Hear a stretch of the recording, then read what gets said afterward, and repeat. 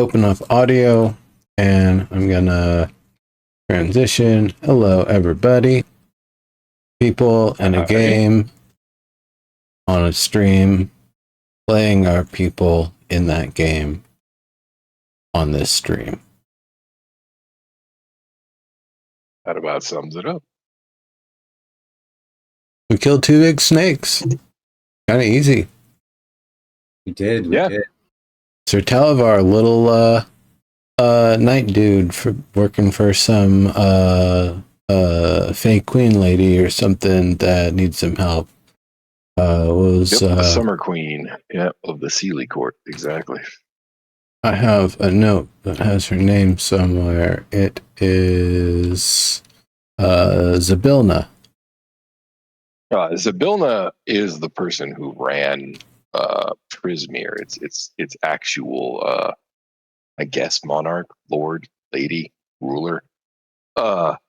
However, I don't remember if it was Talavar that told you or if you heard it beforehand. You know that Zabilna has been overthrown by something called the Hourglass Coven.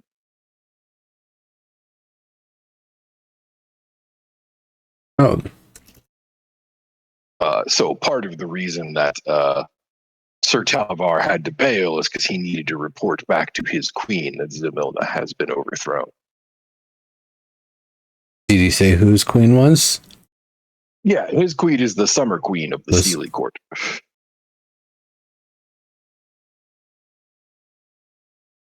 An entirely different group of fae.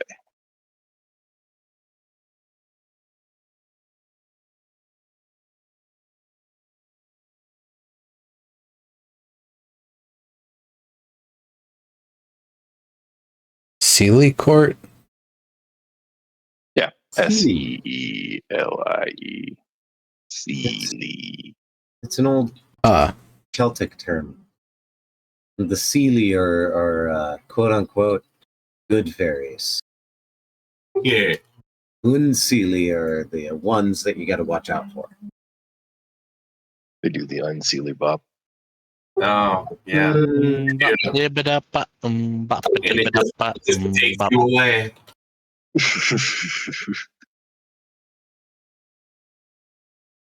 I heard that it's a poison magic. Yeah, definitely. I wonder how well poison cooking would go over. So long as you put in enough things to where, as they slowly get poisoned, it also heals them at the same time. It could work, right? Oh, yeah. I mean, in theory, like if as a culinary experience, gastromancy, you could experience eating the deadly poison fish and then not die. Exactly. Like it to me would make complete sense. Oh, I didn't have everything on the right voice channel. Nobody saw who was talking there. Whoops.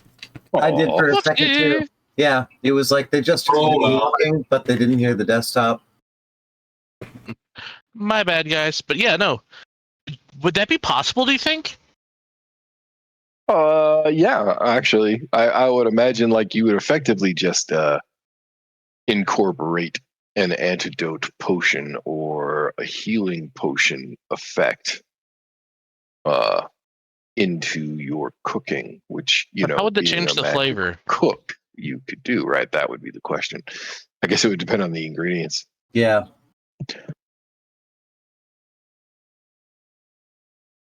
Is this fixing up the puffer fish properly? There's a reason why you have to sign a waiver for that thing. If we can taste the element, you put in too much formaldehyde. Right. Not wrong. Okay, sorry. Cooking side steps abound. So, what's next? I'm trying to chop my way into the tower. Yeah, I'm assisting, though I'm using Produce Flame because I don't think my scimitar is going to do as well as just chucking flames at it. Fire bolts for days. Whose life needs to be lit up? Interested if these giant snakes had any eggs that we could consume. Gotcha. So there are a couple of things that you note as you wow, excuse me, as you hack your way through. One, you can see the path that the serpents took to you through the brambles that surround the tower, implying that they don't regularly travel here, which means this probably isn't their den or nest. Sad. However, the doorway to the tower, which is the other thing that you see, is on the other side of the building from you. Not so sad. That's where I want to be. Right, so you just have to hack your way around. You can kind of follow the snake trails, and in fact, like if you duck your head a little, you can walk straight through them. Now that I've given some thought, No, I'll do that. Yeah, how wide are the snake trails? they're pretty big. Those things are like 3.5. No, they're not 9 feet across, right? No, they were 3 by 3. So yeah, they're like 3 meters across, dude. Oh yeah, no, it's a tunnel. So, there's big ass tunnels in these things. Yeah, well, tunnel, but yeah, one for each. Yeah, so you can just literally follow them back, and you'll find that they lead to the entrance to the tower, which its door was long since split off its hinges, and all that's really left of it are a few pieces of moss-covered rotten wood laying next to the doorway, allowing you to see inside. Probably just, pick it up off its hinges and drop it on the ground, eliminating its role as a door.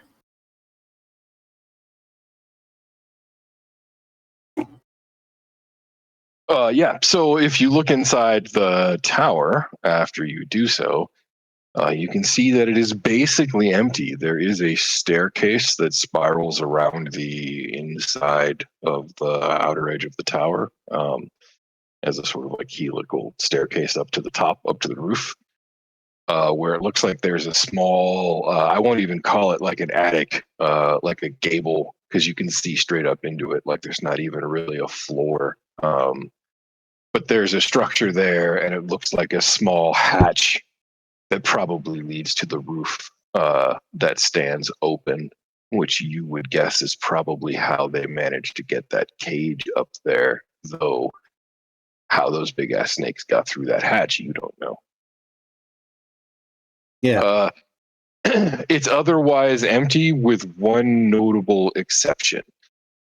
Suspended from the point of the roof through the gables, you can see a large, you would guess, wicker basket hanging from a rope. I like baskets. Someone get me that basket. Despite the lean of the tower, you could probably walk the stairs. You would just have to be very careful on the edges of the circle that are on the upper edge of the tower. Right. All right. Just pop across. Basket. But yeah, if you do want to make it up, that will be a dex check or acrobatics if you prefer. But it's not like you'll fall and take fall damage. It's more like if you fail, you will have to stop, and we'll roll to see. Oh, you're fine. I was going to say then we'll roll to see if you actually do fall or not, so that you've got yourself a little bit of a chance. But yeah, you make it up just fine. It is indeed a wicker basket. It's not as big as you originally thought it might be. There actually seems to be a sort of like what's what I'm looking for, glamour on it. In that as you look at it, it seems to warp and shift a little, almost as if you're looking at it through old glass that's slightly bulged, like not quite a focused lens, but still kind of warping the image. Weird. Yeah, well, the other thing that's weird about it is from your perspective, it was dangling from the roof. But as you look at it, you get the impression that actually the opposite is maybe true. It's something to do with the way the cable itself sways. Like it's maybe not the basket that sways slightly back and forth, but the entire tower very slowly and imperceptibly, as if it is somehow anchored to the basket, Oh, not that's the other way around. Yeah, weird. Can I Like a balloon. straighten out the tower? Well, what would you like to try to do? Give me a second to look in my inventory. How far away is it from me? Could I like grab hold of the thing and like move it around in space? I have a question. Would my mage hand do anything to it? You don't know how like heavy it is, so I can't tell you if the mage hand would actually be able to manipulate it. But despite its visual appearance, it doesn't seem to like it's not hot, it's not cold, it doesn't buzz with static power. Like it looks weird and warpy, but otherwise it's just a basket with a cable coming out of it. I use my mage hand to try to level the basket. Okay. Your mage hand can get a grasp of the basket. However, the basket is apparently very heavy because your mage hand is unable to change its position in any way. Wow, I will let people know that is more than 10 pounds. It's so yeah. Verde, yeah. It's between two like 2x4s, you know, like two pieces of framing that would have been what supported the floor if there was a floor. But they're only about 3.5 feet across. So like, yeah, you could totally reach out and grab it. Cool. I'm gonna do that and try to level it. Okay, can you make a strength roll for me? Yeah. Or athletics if you prefer. I would give him guidance for this. Okay. What does that do? 1d4? Yeah. Oh gods. Oh yeah, that's sadly that's not enough. But here's what happens. You reach out, you grab the basket. As your hands pass through the warp area, you get a weird like moment where it feels like something from above your hands is tugging on you, but very lightly. And like it kind of like screws up your concentration, and so as you like try to get a grasp of the basket, and you like try to apply leverage, your hand just kind of slips off of it. Maybe because you just didn't get the grip right or whatever. But you realize as you pull your hand back that what you were feeling was sort of an upward gravity, like your hand was falling up. Ooh. Oh, that's intriguing. Okay. Not like a balloon, but also sort of like a balloon. Just So did I have to go up into the room in order to get to the area where I could mess with the basket? Yeah. Okay. You would have to be up in the gables for you to do what I just described. Could you see what was in the basket? The basket, like its lid, is open enough for the cable that you can see to come out, but otherwise you would have to actually physically open it, which you did not. So, well, so the basket must be heavy if it's like 10 pounds, or if I slipped off of it. So can I grab the rope? Yeah, you could probably grab the rope. Absolutely. Yeah. Okay. Can I? Will the rope hold me? Yeah. In fact, when you grab the rope, it is like steel cable taut. Okay, I have a question. Can't budge its position. Yeah. Tensor's floating disc. Uh-huh. Could I make one and use that to lift it up?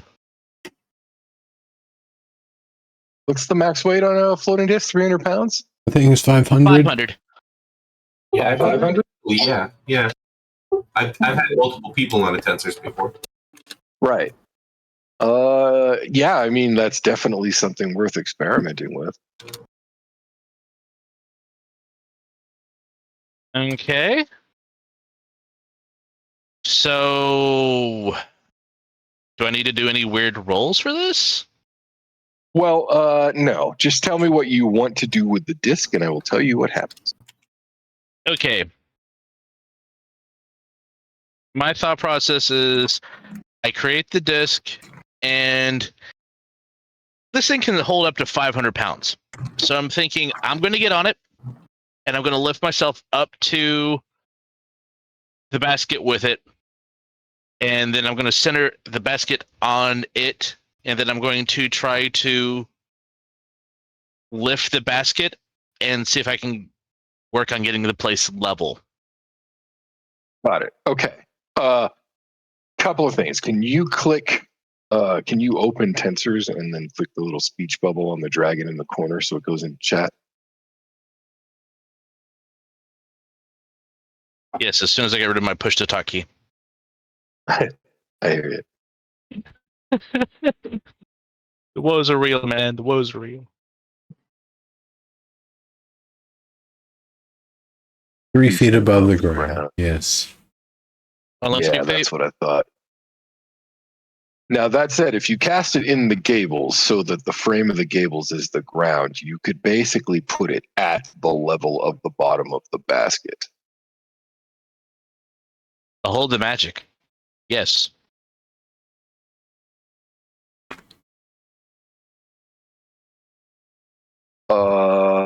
Yeah.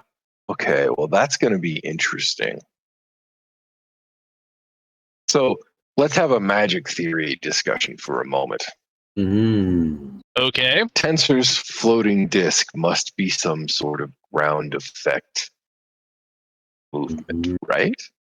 Like it must push off the ground in order to have the 3 feet ground requirement, would be my guess. Correct. Yes.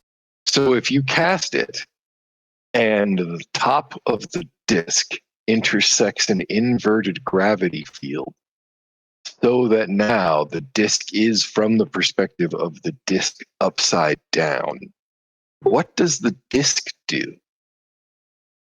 Theoretically, Does it flip? Right.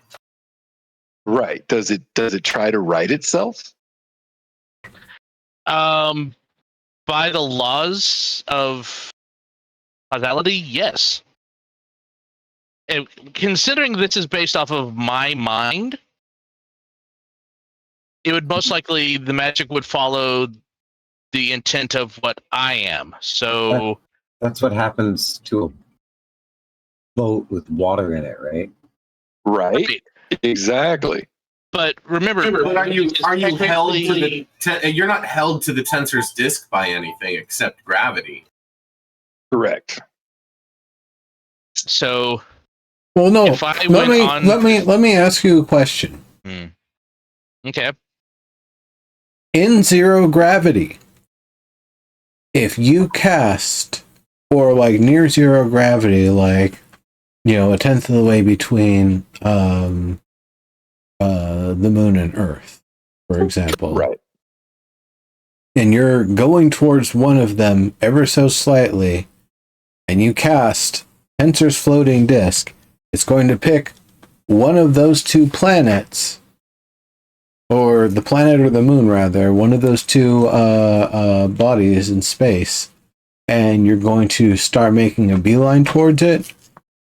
Or let's say you are on a small space station that doesn't have a gravity system of sorts, and the moon and Earth are still a greater source of gravity.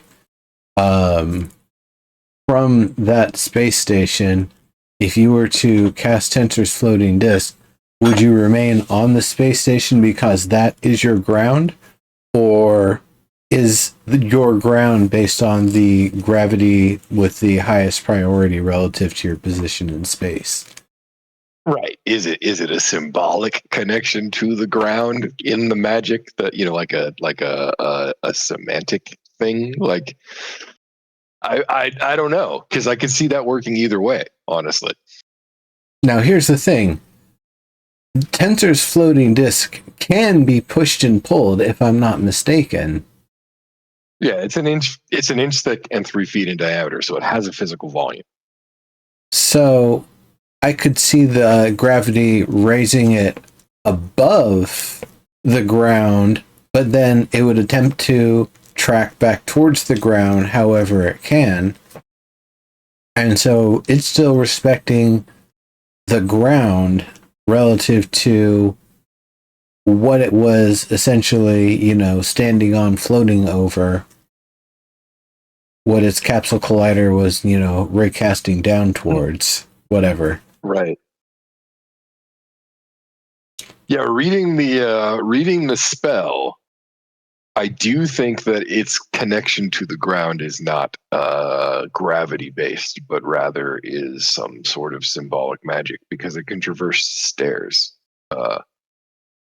and slopes, which means in both cases, in game developer terms, it normal aligns.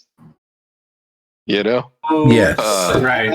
It's quantum levitation. It doesn't matter if it's upside down once it's in state. Well, and that's the other thing. If you're within 20 feet of the disc, it's immobile. It sounds like a quantum levitation device. Right, like something that's been super cooled, right? It's quantumly locked. Yeah, Totally. that's what I meant to say. Yeah, exactly. Like, I wonder if Watts' character from the Strahd game, if ever given the capability to have a disc, could have a disc that traveled upside down with them. Except, what's the point of that? Because you can't carry anything. Right. Not necessarily. Like if it acknowledges the fact that the ceiling is now it's the ground, I could sit stuff between the ground and it, so I can Right still on use the it to carry. underside. Yeah, Yeah. right. Yeah, maybe. That's weird. Sure. I guess you could do that. Well, his character got pretty I mean, the weird, physics so yeah. check. Yeah. I know the physics do check. It's not like it has to have a unbroken polarization or whatnot. Right. Okay, so basically your question is if I put this to the basket, does it turn into a centrifuge? Because it keeps trying to realign itself to what is considered a small planet and the actual planet that we're a part of. You're right. It's very perceptive because if it reorients on the new gravity, it's going to change its position. It's going to rotate on its axis, which is going to put more of it into the old gravity than the new gravity, which will make it flip the other direction and reorient on the new axis, which will then push more of it back into the anti-gravity so that it will try to reorient it also back the other way, right? So it should go, flip, flip, flip, flip, flip, flip, Oh my flip, God. flip, flip, flip, flip, flip, We need to flip, put flip, some flip. magnets. We need to put some magnets and then create some leads with copper and then create batteries. We need to My create question batteries. is this. I am the one technically in control of the disk. Could I dictate what I consider to be the ground and what is not the ground? Well, as the spell is written, if you're within 20 feet of the disc, you can declare that it is immobile, which means nothing but you can move it. I will have to declare it as that. Otherwise, this thing's going to turn into a fan, and I'm already pretty cool today, guys. I don't really need to have a fan turned on. I see. So your plan is to knock the thing up in the air, out of the gravity well, and then we can climb up to it and see what the hell's in the basket? Actually, since I'm going to be within 20 feet of it, I'm just going to tell it not to turn, that I'm the only one that can move it. I'm going to put it into place, and then figure out how I'm supposed to get the item off of the cable and onto my disc, and then from there down to the ground to where we can then open the basket.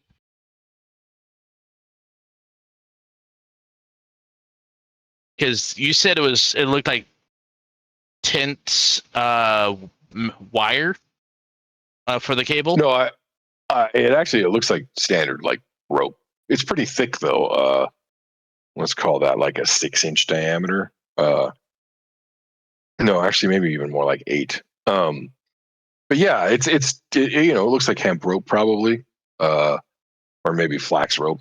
Hard to tell. But yeah, it's so just I a would big, get my disc into place securely. I'd then tell it not, and I'd have it set to I'm the only one that can move it. Get in place. Then I would firebolt the cable, and then I would have whatever is the basket on my disc. Or the basket would launch away. I don't know.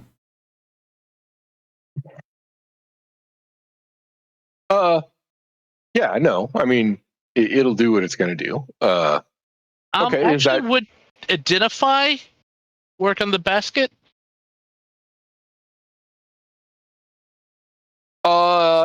not in any useful way. As far as you can tell, it itself is not magic.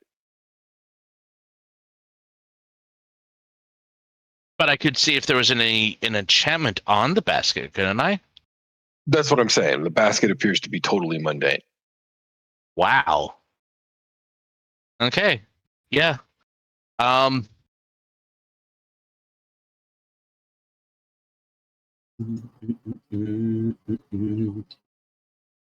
Let's rock the world. I'm gonna get this to the ground, or what I perceive as the ground. Perception's a funny thing that way. Okay, so you're gonna lay down your platform, and you're gonna push the basket out. You're gonna fireball the rope first, and then push the basket out of the warped space there. Don't fire about the rope. Oh no. I'm on the rope. Oh, are you actually on the rope for today? I was on the rope on the basket. And then you cast well, we hadn't gotten there yet, but in that case, I would okay. cast a fireball. I'd have Verde just cut the rope. That's plans fair. come together. That Okay, way, so are you gonna look into the basket? We must. Okay.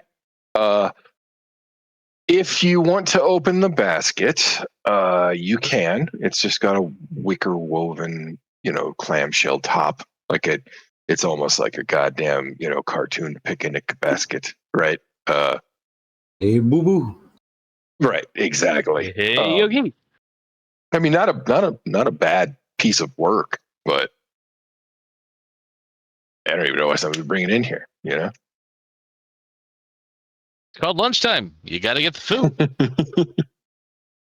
But yeah, you can lift the cover up, and like I said, for those of you that have detect magic or identify or similar spells, there doesn't seem to be any magic in the wizardry or sorcerously sort of type. Like whatever this is quote unquote natural. Hey, bullshit. Okay, no, but go on. Yeah. When the shoe fits, wear it. So what's it have in it? So what was that? I was saying, so what's in it? Oh yeah. So if you open the basket, so a couple of things become apparent. One, other than the rope, which ends in what looks kind of like a steel cap with almost like a tow hitch ball of steel on the end of it. That's the only thing in there. And what would be the bottom of the basket is resting on it in a way that implies that if gravity were not reversed, the basket would just fall away from this thing.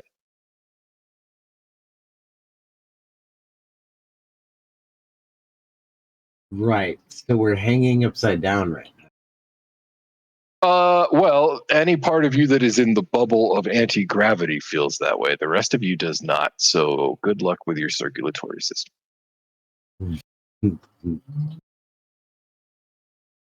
Say if I were to get into the basket. I mean, you're dead, so it really doesn't matter, right? No, it doesn't. Probably feels weird though.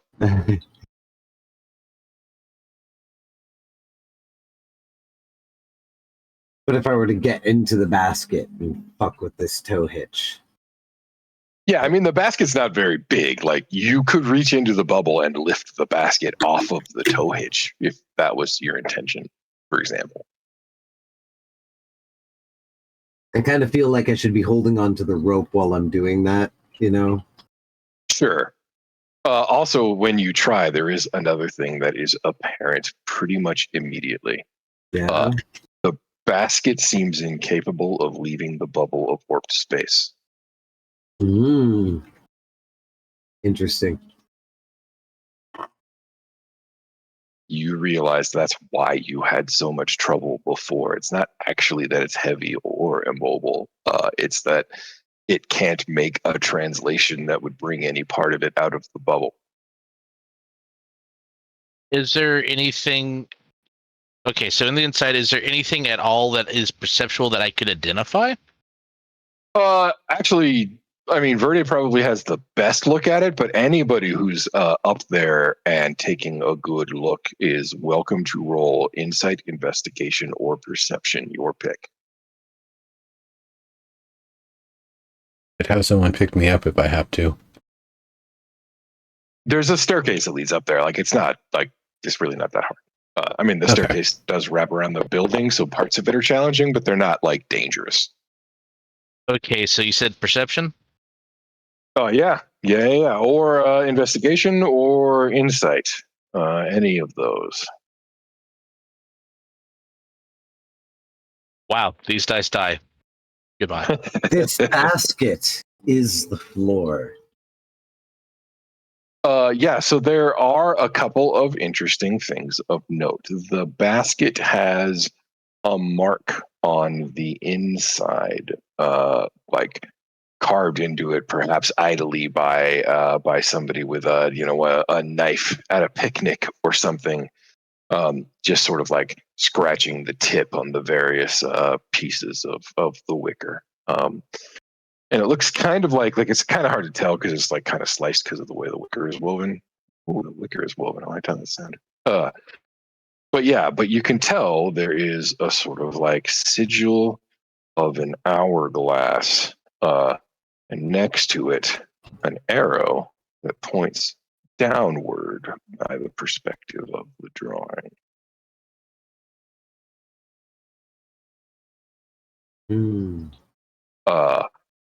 On the, let's call it the tow hitch, on the cap to the rope, there is also a word written in,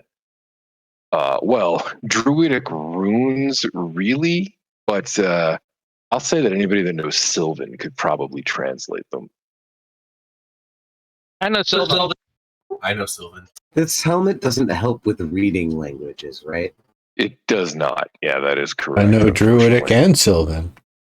Yeah, you guys are gonna have to say the word for me to understand. Maybe don't say it out loud. Okay.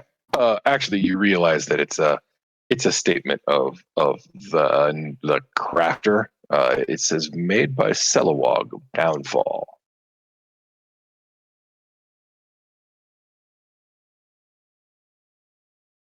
Interesting. Maker's Mark. So on the inside, though, there is what appears to be an arrow pointing in a direction. Down in the perspective of the thing, and a timepiece. Hourglass. Right. Does it feel like either of them are movable? Like, can you reach in and like, rotate? Like the basket is rotatable within the bubble. Anytime you make a rotation that would poke some piece of it out, it just immediately stops. Yeah. Could you like wind up the Pouch rope? stuck in a stairwell, you know? Could we draw another arrow next to the rune that's on the inside? In the basket? Yeah. Yeah. I mean, probably. I don't see why not. You do 'Cause- have a new tiny dagger, so, you know. Yes, well, I wouldn't wish to risk someone's precious silver weapon. That'd just be rude. I'm just saying, I know there's at least one dagger in the party, you know? So which way was the arrow pointing relative to us? Relative to you, it's actually pointing down. Relative to Verde, it's pointing up. At least when he's close enough to look at it, with his head poking through the bubble. Can we wind this thing so that it winds the rope into it around the tow hitch? Have you tried to manipulate the tow hitch or the rope at all? In doing such a winding motion, I would try to. Yeah. Okay. So you realize it's the tow hitch that is the thing that is like basically impossible to move. Okay. You can feel the rope like kind of flex and give, but only kind of. Like it's very obvious that rope is suspending an incredible weight. Yeah, which is why I kind of want to like either twist the basket or the rope like a hitch, not a hitch, like a gear. Wind it. Manipulating the basket doesn't seem to do anything, and the hitch doesn't respond to your movements at all. The rope, like I said, it seems to maybe flex a little here and there, but it's suspending such a heavy load or at least seems to be, that like you can't exert enough force to make it move in any meaningful way. Like as far as you're concerned, it might as well be a steel cable, like a high tension cable. Mm-hmm. That said, it is mundane rope. Like it's not made out of anything weird that you can tell, and it doesn't seem to, it doesn't tingle when you touch it or anything. Is this like some sort of elaborate pendulum? So you could just cut it, you're saying? Like for a clock? Yeah, you could probably cut it. Sure. Like theoretically, it's not swinging enough for that to be the case. Like even if it was a planetary kind of swing. Yeah, like it doesn't seem to be swinging more than a few inches each way across the entire length of the cable that you can see, which from where you're standing is a good like 10, 15 feet, where it intersects the roof of the building and seems to be anchored there. Could we get it to sway more? I mean, you could try. You would probably want to do that on the other boat? end of the rope, because that's how leverage works, right? But guess. So that means I would have to climb the rope? yep, at the ascend. Yeah, exactly. How does one deascend a rope? Well, I mean, honestly, you would have to climb the rope to the roof. It's like once you're out of the bubble, you're back to normal gravity. So Yeah, but that shouldn't be that far up. Like, it's like 15 feet. It's totally climbable. okay. Is there anything about the top of the rope that's noteworthy? No, it is pretty strongly secured. Like it is tied to a steel hoop that is probably 3-inch diameter steel.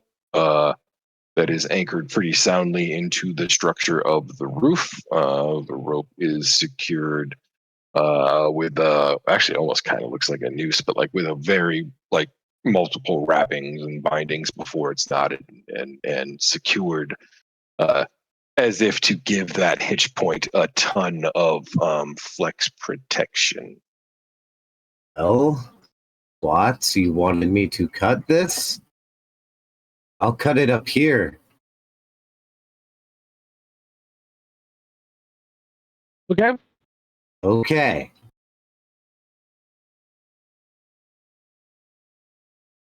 I'll try to find, before cutting it, I'll try to find a way to like, is there like a elegant way to untie this, like a sleight of hand way?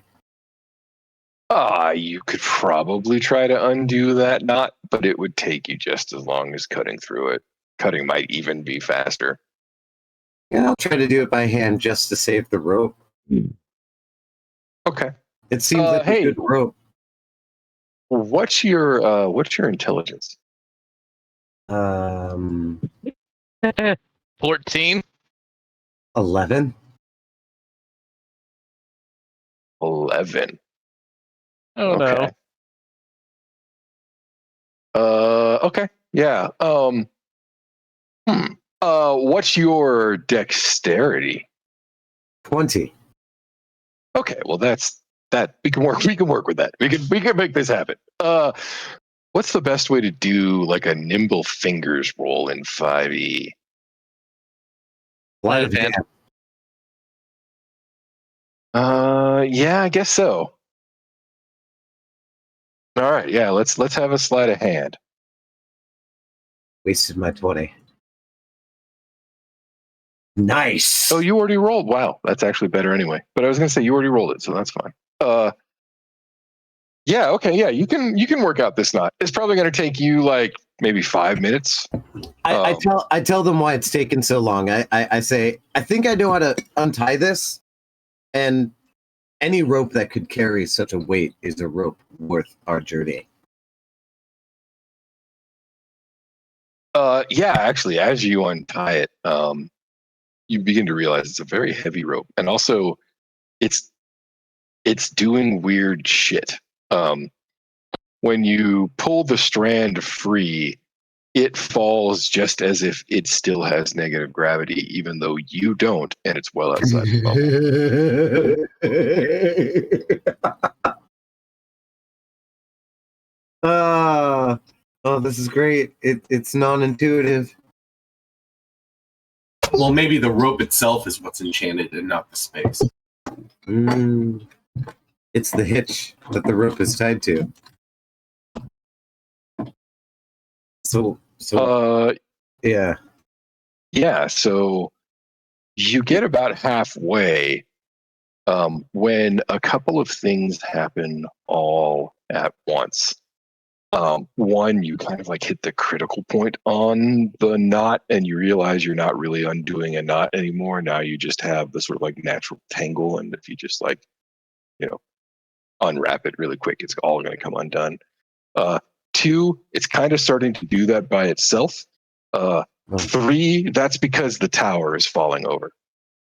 Oh, you put the thing, it's not being held up any longer. You've got probably I'm going to get out of the way of the falling tower. to do something, Verde.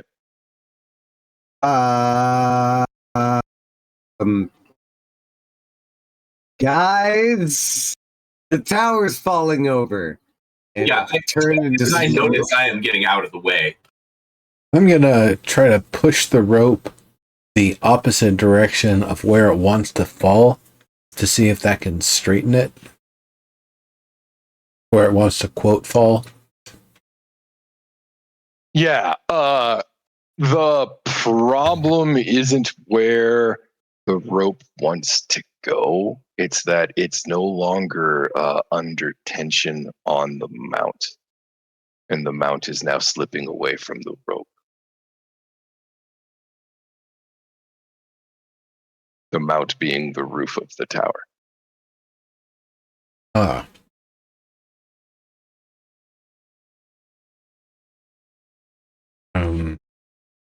The rope itself is still suspended upside down. It's just the tower is falling to the ground around it, having lost its support.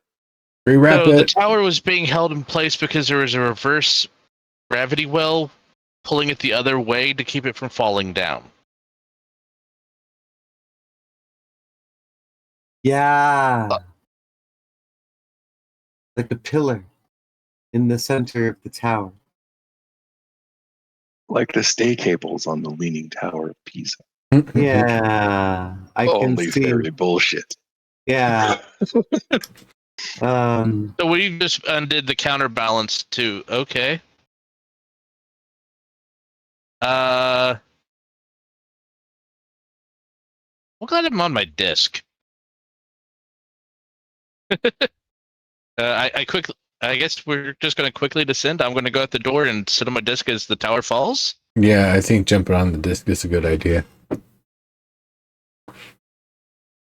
Okay. So let's see. I turn to smoke. That's smart. Yeah. Okay. Those of you on the disc, I want to cancel. No. I want to counsel you that the disc isn't going to be able to just safely fall to the bottom of the tower, in part because of the architecture of the tower, in part because its orientation is slowly becoming horizontal. Slow is a really relative term here. Slow is in more than one turn's worth, but not slow as in geological, you know? Does it look like it's going as one piece that's not going to break? Or does it look like the whole thing's going to collapse? It has not broken yet, but judging from the grinding, creaking, and squealing everything is making, you're going to guess it's going to fall apart when it hits the mud. Chaos. Okay, so what my plan is to get out the door and orient the disc to where it's up against the wall, looking more like a surfboard. And as the tower leans further and it gets flat, I'm on the board. Okay. Yeah, I get it. Okay. I think you could probably pull that off. Yeah, that sounds good. Yeah.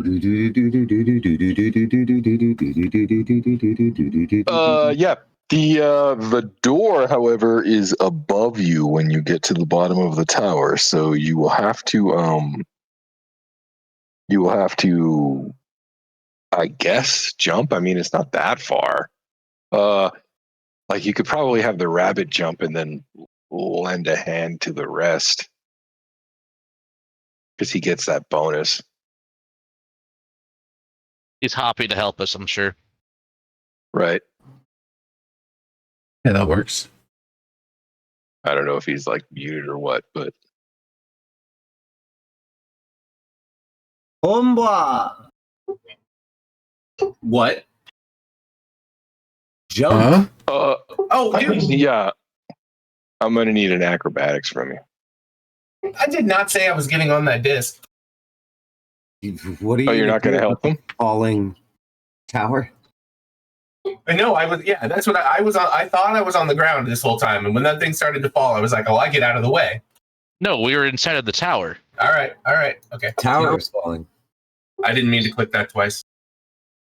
You can take the first one. Yeah. Why do you is he have rolling a disadvantage? I don't know. Is there a switch for that I have on? Is the dis button pressed on your screen down at the bottom there, next to your dice? No, it is not. I think I just switched my finger and clicked twice. No, it rolled. No, it says this. Yeah. No, there's no. It's the button is not pressed. Are you wearing? Oh fuck! Am I wearing like the wrong armor? I'm wearing chain.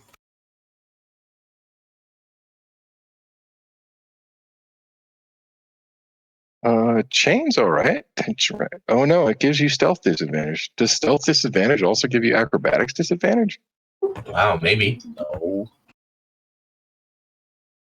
I have stealth disadvantage, but I don't have acrobatic disadvantage.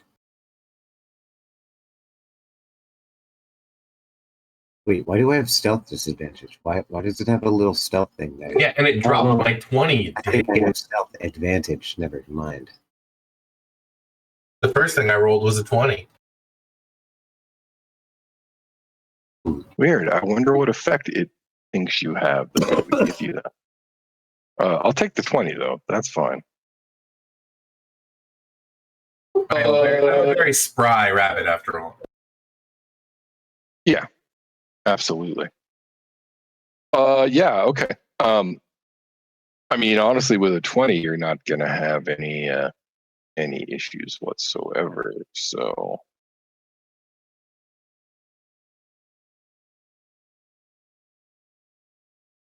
I had to figure out a puzzle, crash a tower. Maybe it wasn't even a puzzle, just a piece of engineering. Yeah, no, I was gonna say I don't know that cutting that was the right choice, but here we are. I didn't cut it. I just untied it. Yeah, you undid the knot. Sure enough, sure enough. Wait, I have a stupid question. What Yeah. just happens to the basket in the tower when the tower gets next to the basket? I imagine that the tower will strike the basket. But theoretically, unless the wall collapses, it would just stop. Well, not if it was the rope itself or the hitch that was the enchantment, which is what I said. Do you want to watch the tower fall to see what will happen? I mean, that's Well, what I'm going to be doing. sitting on the wall Well, yeah, anyway, once we so feel safe, then yeah, absolutely. I just, I use the smoking jacket, which I really love. Yeah. So, with Jory's help, you will all be able to extricate yourself from the tower before it finishes falling. As you do, you turn and watch as it does indeed begin to crack and crumble with a mighty loud grinding of stone. You look up to see, from your perspective, the upper third of the tower wall just sort of explode as the basket and the rope and the bubble of warp space stay in exactly the position that they were in before, and the tower collapses around them. Well, Into ain't the that bramble some and the shit? muck. Whoops. Oh well. Light it up! Light it up! Light it up! It was Alas, poor slanty tower. it was the enemy's tower. We helped our allies. Hooray! It We're was a war saints. crime. Gotcha. I was hoping to find something useful. Nobody was in there.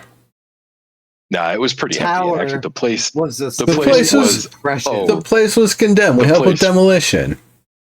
Yeah, the place was a ruin.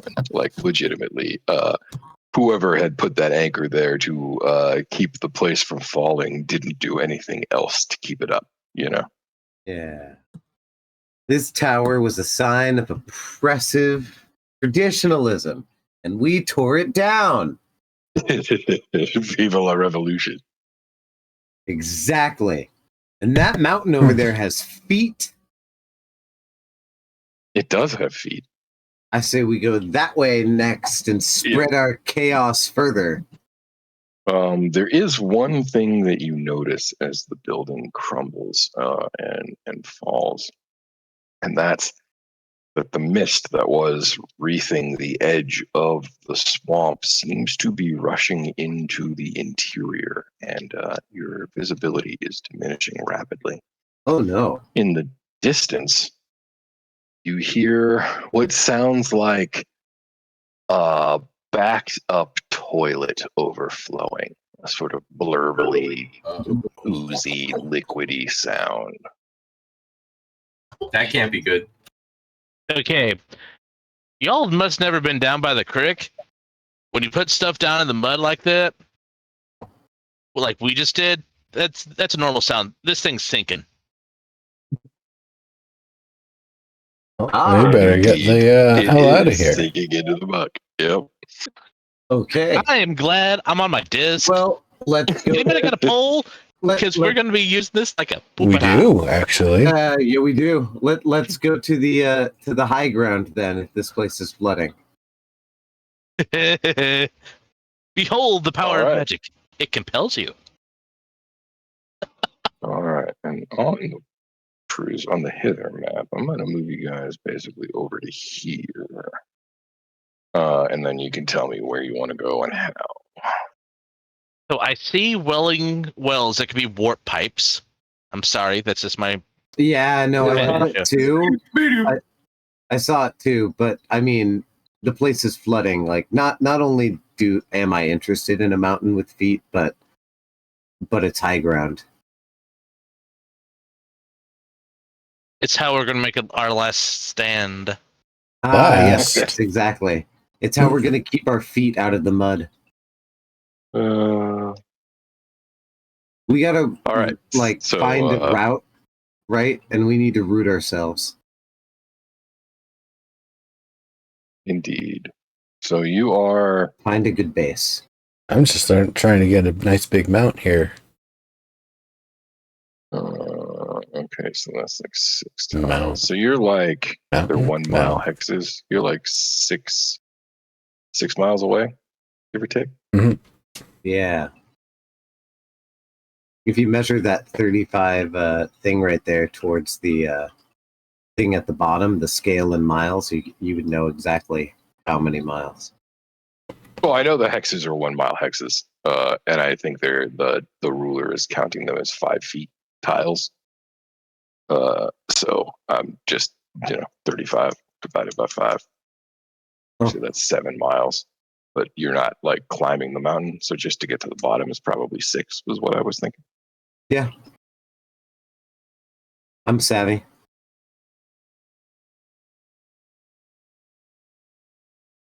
At the rate that you guys can push their disc through the swamp, 6 miles would probably take you like 4 hours. Probably be easier then to just short rest, and I'll do the mega goat run. That is absolutely a thing that we can do as well. Let's do Would that. the mega, would the goat be able to pull the disc? No, it just carries everyone, and we go a lot All right. faster. I mean, you could keep casting the disc, but it goes for what, an hour and then disappears. Yeah, Yeah. exactly. So there'd not really be a need for it. We're not hauling anything. Okay. Hauling oats. All right. Well, that'll cut your travel time down to about 2 hours, 2.5 maybe. Sounds good.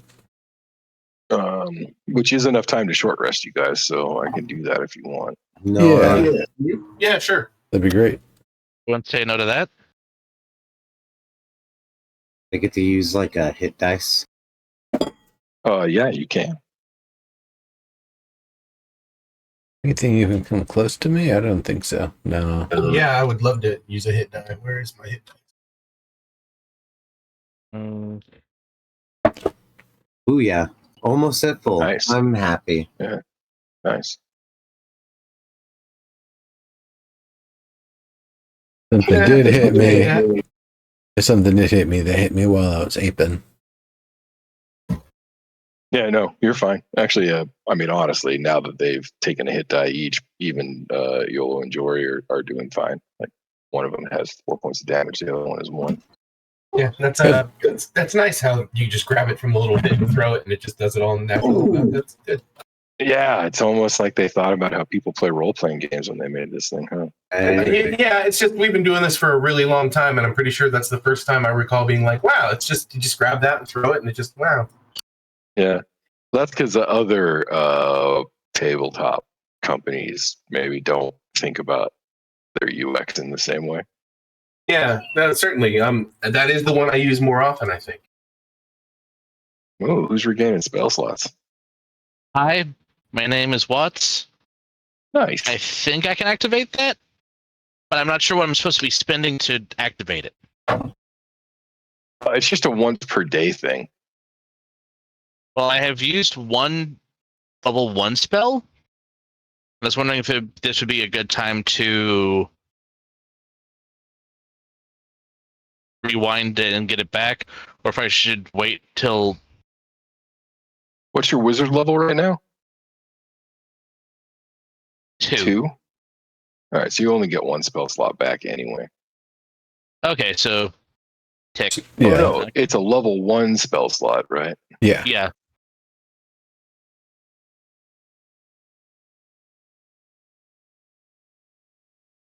After your level, round it up. Yep. So I could get back 1 level 1 spell. Yep. Correct. Okay. If I'm only going to get 1 anyways, I'll go ahead and activate it. Yeah, might as well. Okay. Let's see. Do I have one of those? I think I might have one of those. Aren't you a wizardy type? I You're a think. druid, aren't you? Yeah, but they gave that to druids, I believe. Druid. Honey, he doesn't look druid to me. Oh no. What? Druish? Mel's Brooks made that joke. He's a druish princess, yeah. Yeah, I know. Yeah, that's funny. She doesn't look Druish to me. Right. I don't see any such ability on your sheet here. Huh, okay. And it was something they added to Tasha's. I know Oh no. Naya has it, but I'm not sure if that's all druids and what level they get it. Well, I can consult the Book of Armaments. I will consult the Book of Armaments. Where would I look that up? Classes? Tasha. Druid. In the Book of Armaments, in the subsection Classes, Tasha's Guide. It doth state. I'm still looking. While you look for that, I'm gonna go AFK for just a couple minutes, fresh and drink, etc. Away Right. from keyboard. Yeah, I don't see it. Timeless body. That's like you become a pop star. You sing, like really bad lyrics. Wild shape, druid circle, additional druid spells.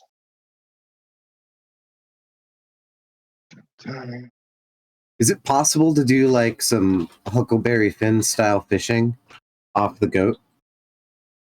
Not at present. You're kind of moving through like Swamp of Despair swamp right now. Ah, okay.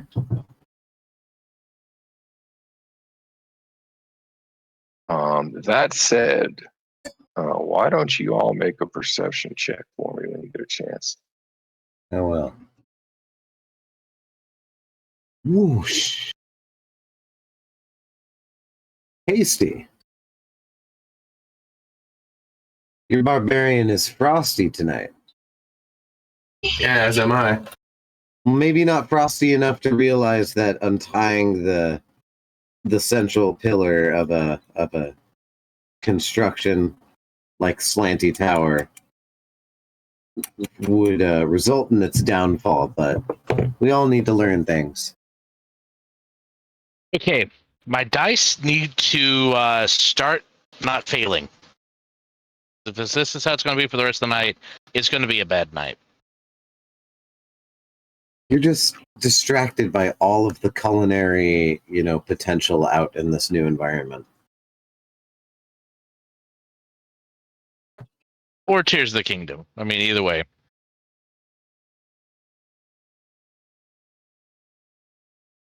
Understandable.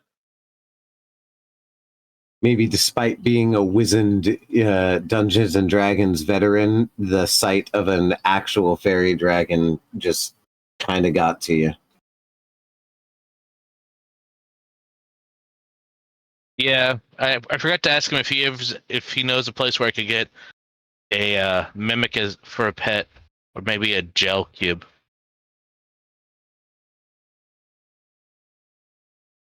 I wonder if slime girls exist. We're in the G-rated version, I think, of the header. I think you need to go to the not safe for work version. I mean, didn't our stream used to have like a 18 and up button? It still does. Yeah. I mean, Still does. it would, but we're all dead now. How does Twitch handle that? They don't care if they'll auto shelf it and then eventually would fade away. No, but also, how does that affect the rules for this world? I mean, your DM's not going to run any Tentai sessions for you, so. Oh, no, okay. Maybe a fade to black? Maybe. That's nice. It's honestly rather fitting. Let's be honest. Okay, I figured out what Neuro was talking about. Some druids get natural recovery. However, I don't believe his type of druid does.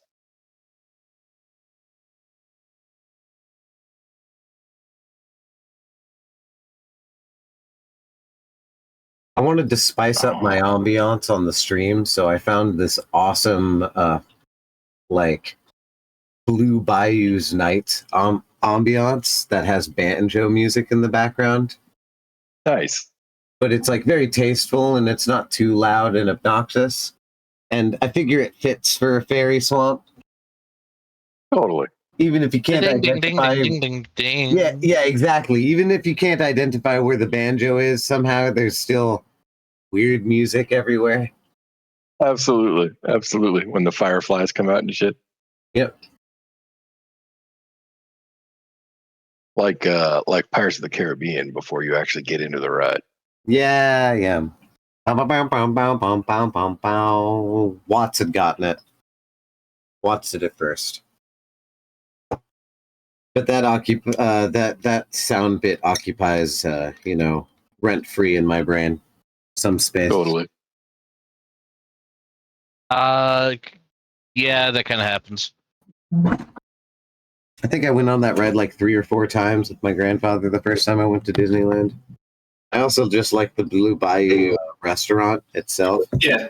Yeah, it's one of my favorite places to eat when I go to that park. It's expensive though.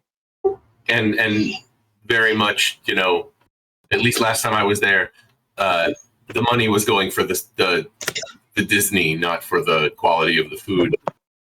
Like, well, I mean that's true of almost every restaurant in the park. Fair enough. Yeah, like I like a Monte Carlo and all, but I don't know about spending $25 on a fried, jelly and ham sandwich. It is the only place a pleb can get wine there, I think. Oh no, there's also the Aladdin one. Those are 2 places. Yeah, since get wine. Yeah. Since we used to spend our time there, they've now boosted their beer and wine selection, and apparently, like, there's a place over in California Adventure where it's like you could just go get booze. Wow. Yeah. It's a California Adventure. It's a wine thing is what I've been told. Right, yeah. And at night they have a dance club. Gotcha. I've never actually been in California Adventure. I know, me neither. I've never been to California Adventure. You back? Make a perception check, we were told. Indeed. I was asking if I could do some bayou fishing, and he was like, "No, we're moving too fast, and it's more of a swamp swamp, not a Louisiana swamp." Georgia or Florida? Where's this? Mississippi. Mississippi. Oh, yeah. I mean, Bayou's Louisiana. Right. Florida is more mangrove swamps, but both of them have that watery swamp shit going on. I thought a mangrove was the thing you manscape. Okay. With the exception of Watts, who is a little distracted, all of you notice that the mud is getting thinner. Your goat feet sink a little bit further the more you go on. And it's not as if you are moving into a wetter area. It's as if the entire swamp is getting wetter slowly. You also realize that burbling sound that you heard before has not gone away since you've gotten further away from the tower. Yeah, it's just flooding. The world we're in is flooding. Great. So do we need to get on the disc so as not to... We can't all ride that thing. Yeah, we can. Yeah, I mean, you could, but it only lasts an hour for what it's worth. But also, excuse me. It's happening slowly enough that you could probably make it to the mountain that you guys are heading for before you need to really be concerned. It's just become obvious to you that it's happening, you know? Place is a toilet. And I don't think it has enough drainage. Maybe those pipes you see in the distance, maybe they'll fill up with water and it'll become traversable again. I wonder if that girl on the gator is like, oh, all right, the water levels rise. Now we can go wherever we want. Let's go eat some folks.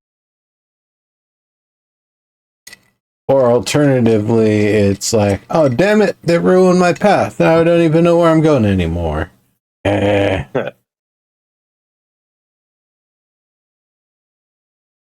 wonder if that child's eaten anybody. Interesting question.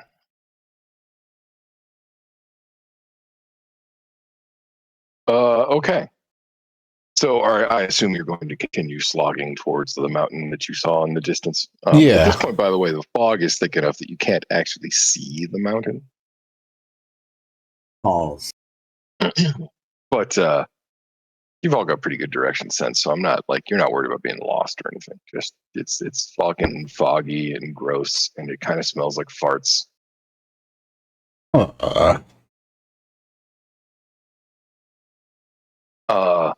That said, as you get closer to the mountain, let's move you another hex. So you're right there. That actually begins to change. There's almost like a garbage smell at first. You know, that sort of like grossly, sickeningly sweet kind of smell that garbage will make, right? Wonderful. Porta potty. But as you get closer and closer to the mountain, the smell actually changes to like almost like peaches, some sort of like fruity, sweet smell. Gross. Neat. So we're smelling like a potpourri now? No, like a pile of rotting fruit, maybe. No, it's like a transition from smells like shit to smells like garbage to smells like fruit. Gradient, if you will. Sure, okay. Well, I guess the fruit smell is better. Yeah, much better. As you come through the mist, you are greeted by the scent of sweet-smelling fruit. Remember, Damp, though, downy, silvery green moss blankets a gentle upward slope before giving way to a craggy ridge that marks the top of the hill. Dozens of enormous willow trees dot the hillside, swaying as though in a breeze, despite the absence of one. Huh. remember Are they these are in unison? these are tricky magic fruit. Don't eat them.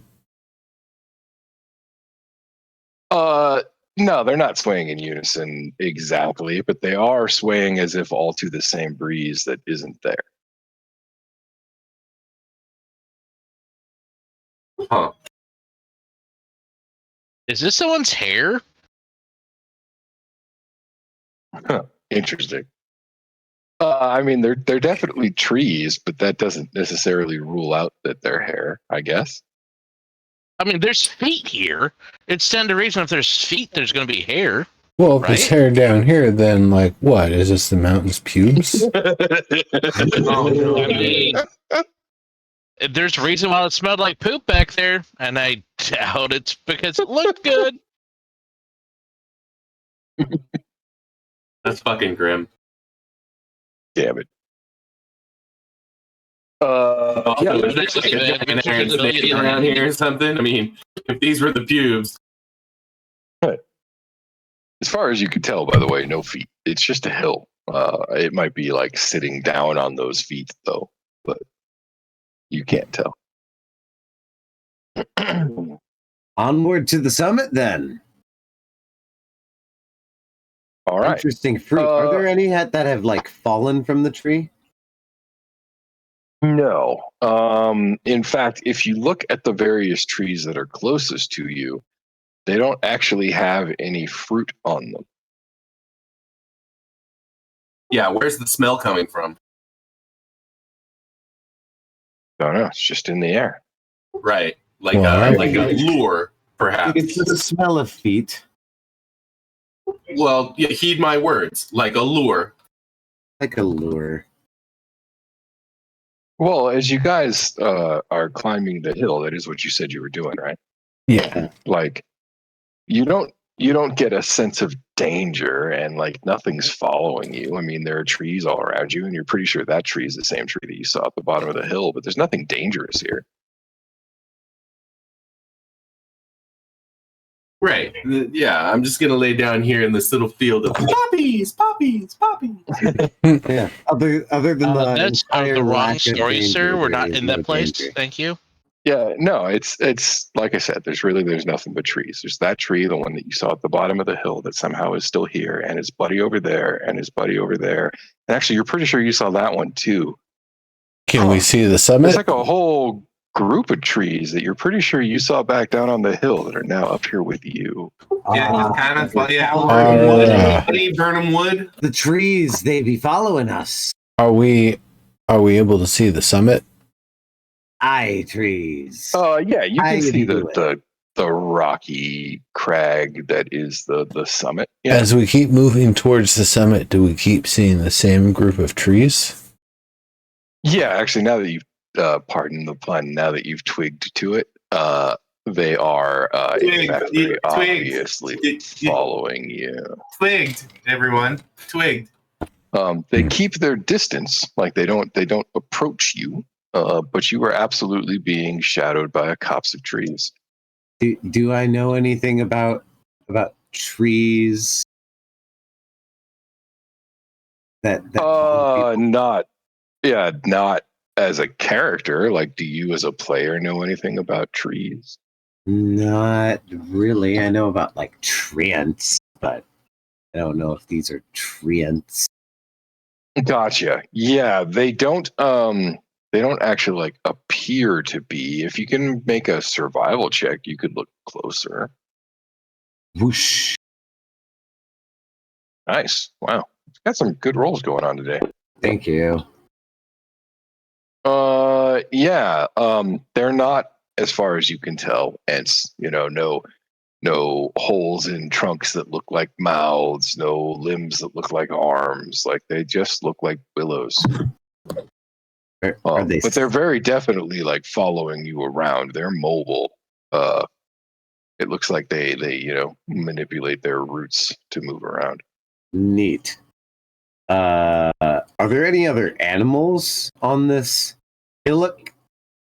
There are not that you can tell, but on the other hand, there are signs that small creatures and stuff do live here, so they're probably just avoiding you. Yeah, birds, perhaps. Actually, at the moment, no. That's intriguing.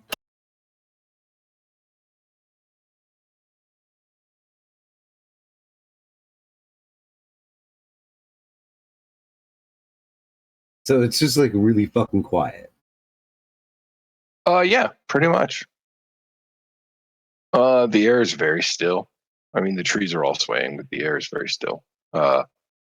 As you get closer to the top, Anybody speak the tree? trees begin to draw closer.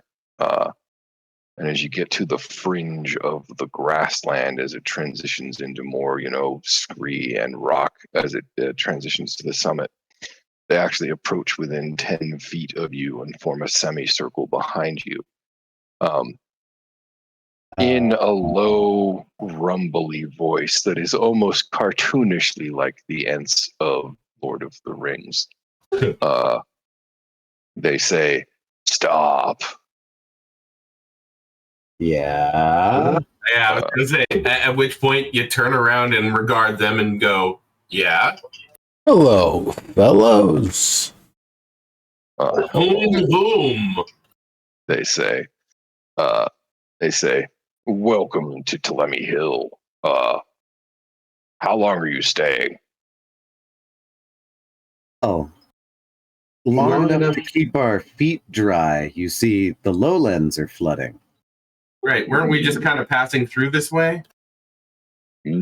I understand, says A tree that you realize seems to be the leader of the group stands slightly taller and literally like shakes its bough as if nodding sagely. Bow? Bow. Shakes its bows. Bows, isn't it? Yeah, bows. Bows, whatever. Yep. The great vowel switch happened. Yep. But yeah, no, the leader says, well, be welcome. All are welcome on the hill, provided they're not trouble. And at this, all of the other trees sort of shake and draw slightly closer. What cultural faux pas would you like us to admit from while spending time here? Nobody hurts anybody. Nobody takes things that don't belong to them. So if we were to say... Intriguing that trees have a notion of personal property, but okay. If we were to say wish to scavenge for food, only fruit that has been dropped is up for claim? I haven't seen any fruit yet. I just smell it. Yeah, no, This is hypothetical. the trees don't say anything for a moment. And then finally, the tree that you had identified as a leader says, won't find food here. Jingle Jangle might have some, but I doubt she'd want to share these days. Absolutely. We'd have to make Jingle a deal Jangle with somebody. There's almost like a murmur that goes through the trees as you ask the question. Finally, one that you don't recognize as having spoken before off on the edge of the semicircle says, she was attacked by people like you. Oh? Oh no, that's not good. Now, says the leader. We don't know that they're the same as those brigands. I guess we're obligated to help in order to prove for future people like us that not all people are bad. They're right to be afraid of fucking humans. People cut live limbs for fires and shit, not even knowing that it's like not even realizing it's a dumb idea. People treat trees badly. That makes sense. I want to ask a question. If while we're here at Telemi Hill, somebody harms us, attempts to harm us, steals from us, or attempts to steal from us, who are we supposed to report this to? I would imagine you don't want us to physically retaliate because we might, be willing to do more harm to defend ourselves than the person attacking us or attempting to do something harmful to us would potentially actually do. So I don't want to hurt anybody if they're trying to hurt me and, do it in a cheap way and try to get away sort of thing. But who are we supposed to report such things to so we can lodge a grievance and get an investigation, all the steps to take care of the problem? The leader sways sort of backwards a little before coming back upright, almost as if taken by a strong gust of wind. And a voice says, tell them you would know. You don't have to worry. If something were to happen to you on the hill, the trees would come to your aid. This is Telemi Hill. Who is Telemi? This is Telemi Hill. Telemi is Telemi. The hill is Telemi. Telemi Hill. Correct. I've known a family of hills once. There's an entire story about them. There's Hank and Bobby Hill and Peggy Hill. Oh yes. All right. There was a monarchy involved, except no one was actually a king. Mm-hmm. It just sold propane. Yeah. And propane accessories. Used to be tractors. Exactly. Yeah. So, the leader says, "Well, you're welcome to wait out the flood. It should be gone in a day or two. Does May this we happen regularly? The tree literally goes still for a moment. You don't know if it's thinking, fucking with you, dead. You have no idea. About like 15 seconds goes by, and then finally it says, I wouldn't say regular, but periodically. Okay. Is there a way to seek counsel with Tell Me? 1 minute, fellas. Yeah, I saw that. We speak for Telemy. Awesome.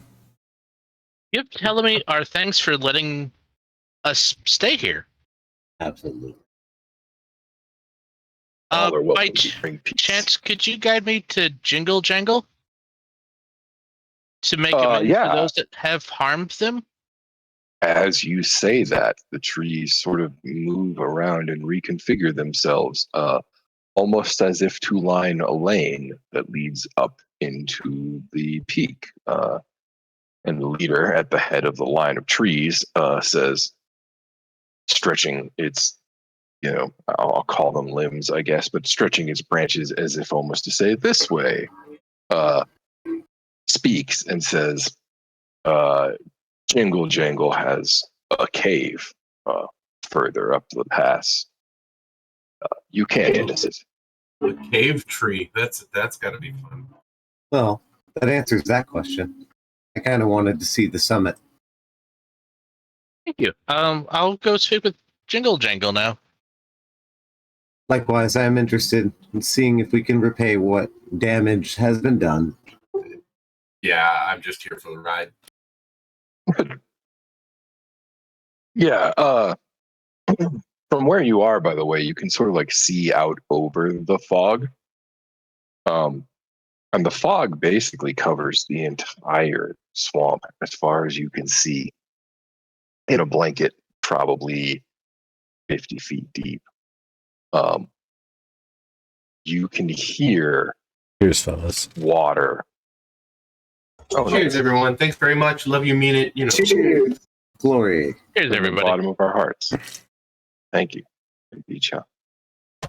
I will make more cool shit soon.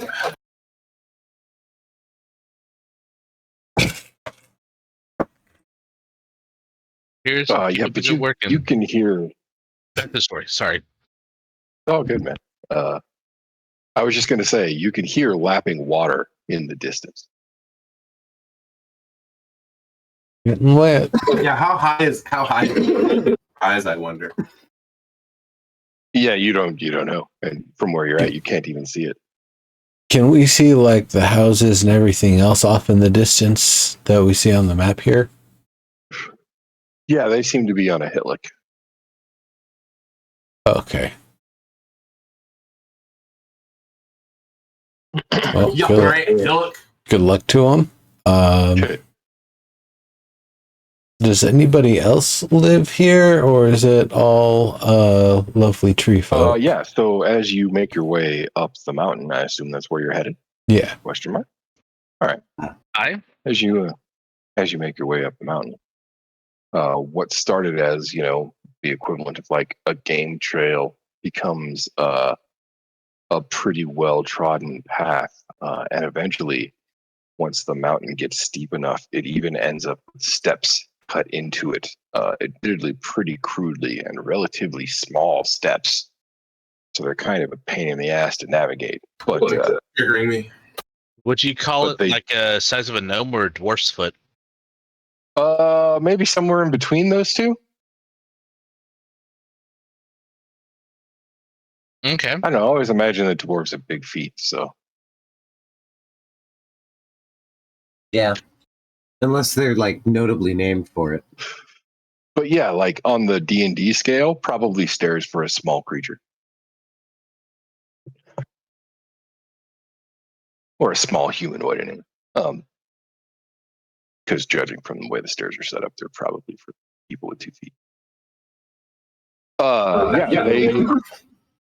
They lead up the steeper parts of the hill, which ultimately wraps its way all the way around to the summit, wherein you find a cave. I mean, I guess you can call it a cave, but the entrance is very clearly carved to shape the form of a keyhole.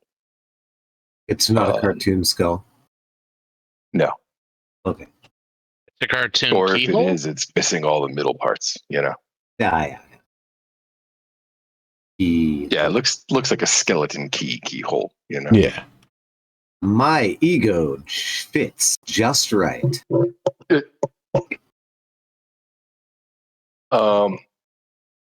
Yeah, if you peer into the cave, it appears to be empty? Question mark? Hello? Like when I Hello? when I say Yeah. empty, I mean literally empty, you know? Mr. Jingle of Jangle? Like not even like a moss or a lichen or No, just a stone room, basically. However, as you step inside and you say hello, is there anybody here? And we're looking for Jingle Jangle and all that stuff. You do very faintly hear a voice, and she says, "It's a woman's voice. At least you think it is. Maybe a girl's. Like it's high pitched voice." And you hear somebody say, "I'm down here." Is it okay for us to come in? for where? Where's the down here? Seems to be coming from the back of the cave. And she doesn't actually respond, Watts.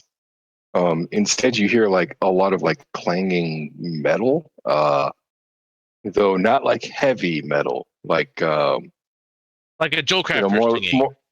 more like soft rock, like Okay, kind of like a jingling and a jangling, perhaps.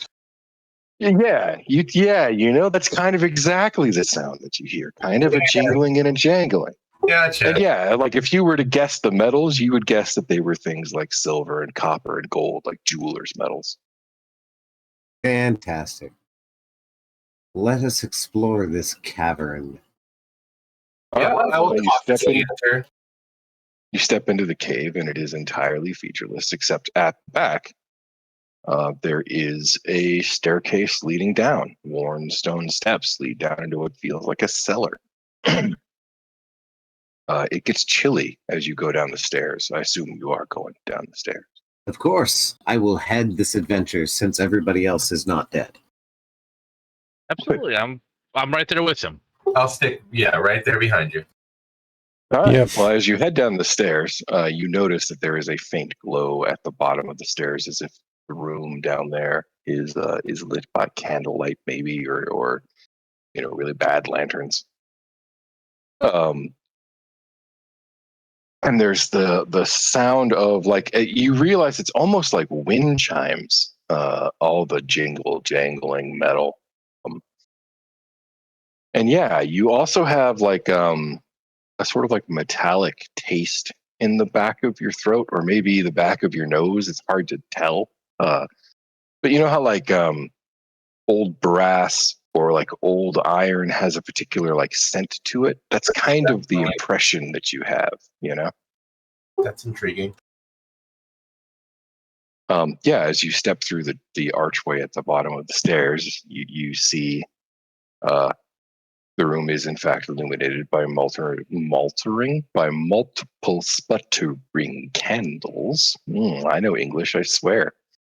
The light of which is being scattered by hundreds of keys of all shape and description hung from taut strings all over the room, crisscrossing the walls, even forming an almost like canopy overhead where they traverse from wall to ceiling.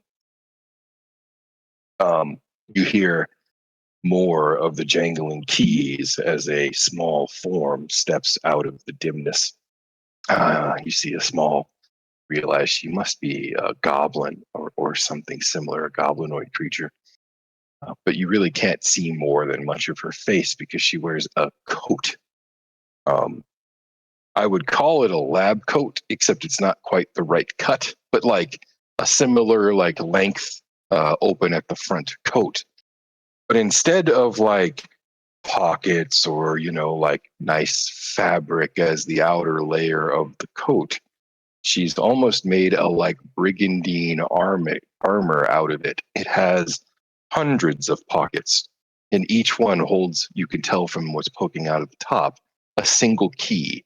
As if you were a rocket scientist and you had a pocket protector for your like slide rule and your prize. Right, with only one protector per pocket per unit. Per key. Yeah, I see the image exactly. It's like a coat of plates, but it's keys. Yeah. And she seems relatively harmless, except that she is holding in her hand what looks like a metal pipe with 3 chains dangling from the front of it to form a kind of flail. And at the end of each of the chains is a large brass padlock. It's like she holds it in her hand kind of loosely, so it's just above the ground as she walks. Like she's not threatening you or anything with it at all, but she doesn't say too much. She does manage to smile a toothy little goblin grin, though. And when nobody says anything immediately, she says, "How might Jingle Jangle unlock a bit of happiness in your lives today?" Oh, seem to know how to get into places. Do you think this person might be able to help us in our overall reason for being here? Maybe. But I had heard that you had a problem with some people. And that you got hurt the other day? Oh, she says, so you've been talking to the trees, I take it. Yes, they said you may not be that friendly. And they're not all barking, no bite. Leave them be. They're perfectly fine. No, I know. I'm just saying for once they talk back. Right. Well, we can't help but leave them alone. It's fine. She kind of giggles as you trade your banter. And she says, they're all right. Kind of a blockhead, though, Yeah. And she sits down on the floor in front of you, legs crossed over each other. And she says, I could tell you Jingle Jangle's story if you really want to hear it, but it's really up to you. I would like to hear Jingle Jangle's story. I smirk. Would you like a good berry? They're kind of tasty. They're always my favorite. They're my favorite ones. Yeah. Stories. Good. She takes your berry, holds it between 2 fingers, throws it up in the air and catches it in her mouth. She says, it's all right. Jingle Jangle likes that. Right? Not even poisoned. I would not feed someone poisonous food. I don't have any way to cure poison right now. That's not... Food is for fun times and happy places, not bad times and cranky places. Yep. Well, she says, yeah, it's almost as good as the truffles I was looking for just the other day. When Ooh, truffles? I like truffles. Truffles isn't mushrooms? Yeah, I do too. Apparently, so do them bunny bastards. She looks up at you, Jory, and she says, no offense. Hey, I mean, I like a truffle, I guess, but... She says, Jingle Jangle doesn't have problems like that. You understand? I mean, these particular bastards were bunnies. I understand. Yeah. I got no problem with Jingle Jangle being a girl goblin. Just, some girl goblins. Yeah. She says, yeah, so there I was, digging in the reeds and shrubbery, and out popped 3 of those damn bunnies. You know how it goes from there. They took the truffles, threw me down in the mud, even whacked me with their clubs. That was unkind. That is rude. She says, that's what I get. Makes it where you're not happy to see them. We ain't got truffles here, so. Hey, you know what? You lead us to the spot. We will totally jump them for you. We will be your backup. Yeah, we'll get your truffles back. Maybe even get a little bit more than just truffles from these bastards. Maybe we'll even, get some lucky feet. Hey, I'm right here. They're not considered residents of the hill here, or is it Telemi? Yeah, Telling me, sounds like telling me wouldn't let them live here. She says. There you go. He's telling me he's got better taste than that. You could tell. Jingle Jangle lives here. She kind of like puffs up if she says it. Right. She says, nah, they're all down at the tollway. I'm sure you've seen it. The big old stump. Oh. I don't know what they were doing this far south. Maybe they were looking for truffles too. Or just looking for trouble. They sound like the sort. Wonder how they got down here so quickly.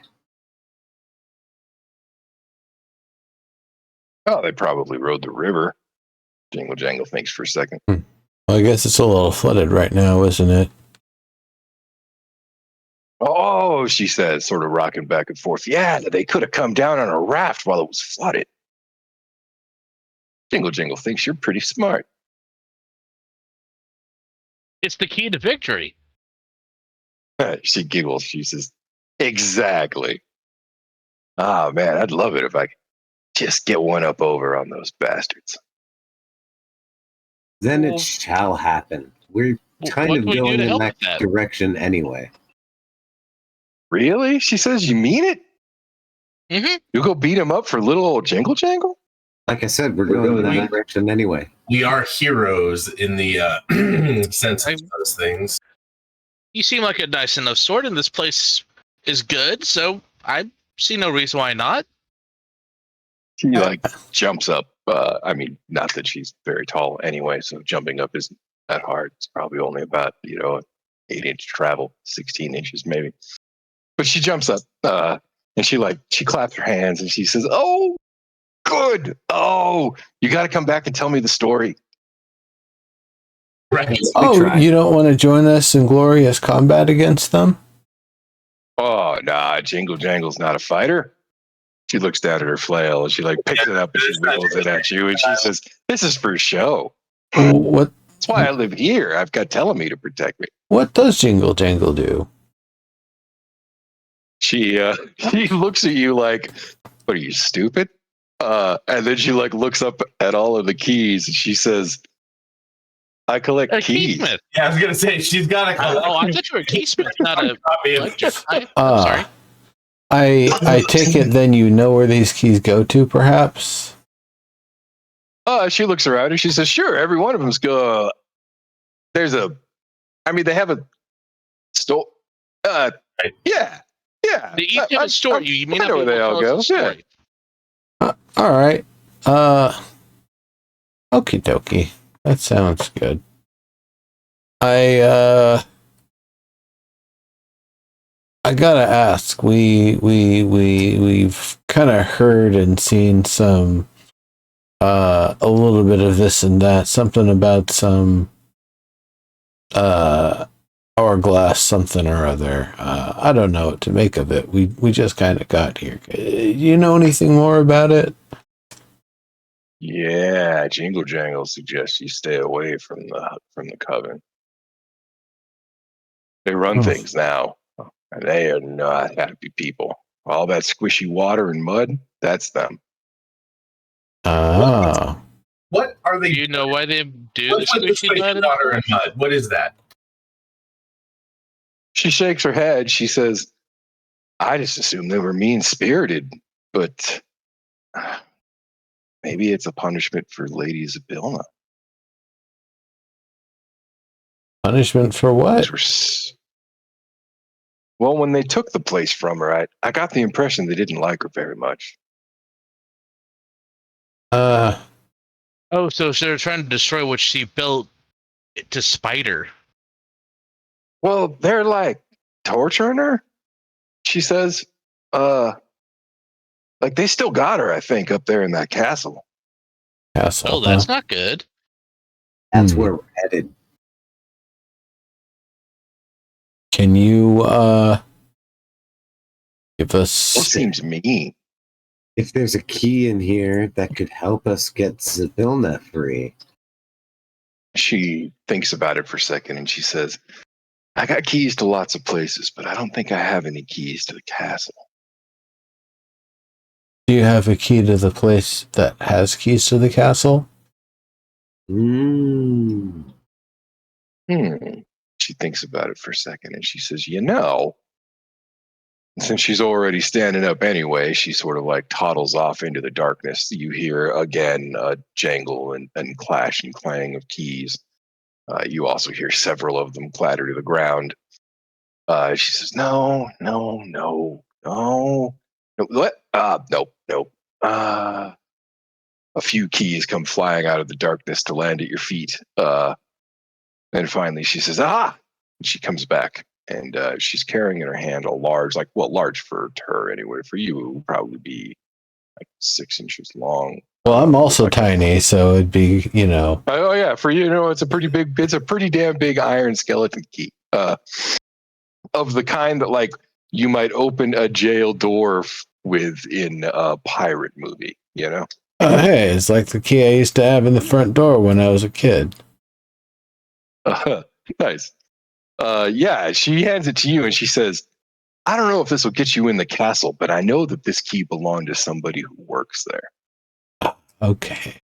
Where would people who work at the castle live? She says, well, that's the thing. I don't know that any of them live anymore. Well, where did they perhaps live, I suppose? Well, if they do live, they're going to be in the service of the hags. Jingle, jingle. Hags. You guys heard that, right? For a moment, Yes. And she says, maybe Balvora. As your friendly neighborhood dungeon master, I'd like to tell my friends that hags are bad news. That's a lot of things right now. That's towards the castle, isn't it?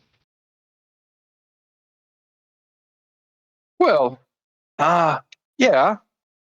It's certainly past the tollway, where you'll find my friends, she says, cracking her knuckles.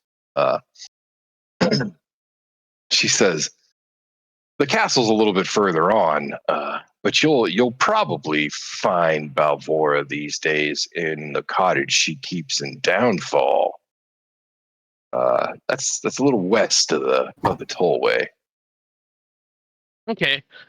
West of the crumbled walkway. The Queen's Highway, you mean? Yeah, it's crumbling. Yeah, ever since she lost power, in fact. That sounds no good. What if we can get her back into power? She Yeah. sounds really nice. Oh, Zybilna was great, Jingle Jangle says, almost rocking back on her heels. She used to have parties, and this place didn't stink like it does now, if we're gonna That help sounds cook, nice. We're gonna have to get Zybilna back in power, I think. Hey, what can you tell us about the Summer Queen of Sealy Court? No, Summer Queen of Sealy Court, she says. I don't know. That's a lot of words. She says, I don't know her. Yeah, I don't know. You've never heard of the Summer Queen or Sealy Court? And she says, no, that's not. I don't know. That sounds fancy. Maybe that's somewhere in hither or yonder. I don't think so, she No. says. I've heard about all kinds of places, but I ain't never heard of no Sealy Court. Well, not to out anybody, but we met a certain little silver fairy dragon who claimed to be a knight of that entity. So I don't know. Oh. I don't know what it is. Maybe they're all invisible, and that's why we don't know about them. Yeah, they got knights though, huh? I told you it was fancy, she says. Apparently, he was riding on a hot air balloon that got all twisted up in the storm and crashed real bad. Well, that sounds dangerous, she says. Yeah. But fairy dragons fly. Why do you need an air balloon? Oh, because he had a buddy with him who got eaten by some gigantic, massive snakes that we ended up having to just take care of. Hey, She whistles. do you like snake meat? He says, well, sure, who doesn't? Well, you know what? This seems like it'd be a good place if you don't mind for us to kind of rest up and watch. You collected a absolute shit ton of snake meat, didn't you? Both me and I think Verde collected snake meat. I think I got like 100 pounds of the stuff. I didn't take any snake meat. I don't think so, anyway. Well, I apologize. Yeah, no, I got like 100 pounds of the stuff. Oh, that'd be a nice dinner for our host, I think. If I can be so generous to offer. Her ears perk up as she looks. She almost has a sort of puppy dog, oh please look on her face. Yep. Okay. Well, it's time to slice. It's time to dice, and time to make some good food. Sounds He good. literally does the squee dance. And she says, oh good, oh good, oh good. This way, Hearst, this way. And she runs towards the back of the room. It's time to get the cooking on. I Yeah, and she suppose. does have a pretty sizable hearth. In fact, you can tell that she probably also uses it as a very small forge, perhaps to make her own keys and locks. Neat. That said, there's no oven. It's just a fire pit, you know? Not that you guys don't have plenty of your own gear or anything, just it's pretty simple. Yeah. I guess while he's working on that, I would make some other sort of snack or food or something from the ingredients available to go with it.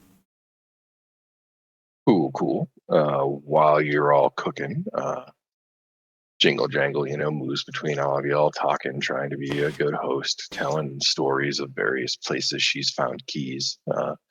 She tells you that it's funny that you never find keys where they're supposed to be. That's a But also she observation. she goes through the rest of the room, and you can see that it's pretty fastidious for a goblin. Actually, I was going to say that it's it's your typical goblin's home, but that's actually not fair. She's actually cleaner than you might expect a goblin to be, depending on your take on goblins. Like she's not feral in any way, I guess is the best way to put it. She has a bedroll and she has a bag with her She's clothes not a hoarder. and she has a couple of boxes of stuff and she has a shelf with some tools. Like despite the keys, it is an otherwise pretty modest home, Yeah.